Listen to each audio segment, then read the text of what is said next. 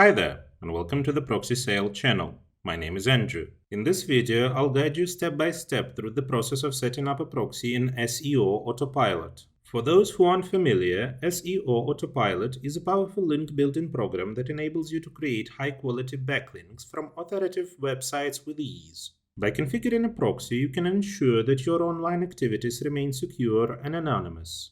So let's get started. Start by running the program. Next, select Settings. In the window that appears, navigate to the third tab labeled Proxies. To use proxies in the program, activate Use Proxies. You'll see a field where you can enter your proxy and an example of the correct proxy format to the right. If you are using a free proxy, enter it in a format proxy IP, proxy port. If you are using a personal proxy, use the following format: proxy IP, proxy port, username, and password separated by a colon.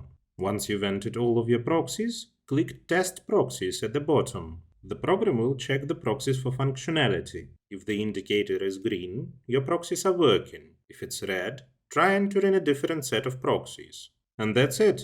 You've successfully set up proxies in SEO Autopilot. Let me remind you that your work as well as your accounts may be at risk if you operate with free proxies that can be found on a network.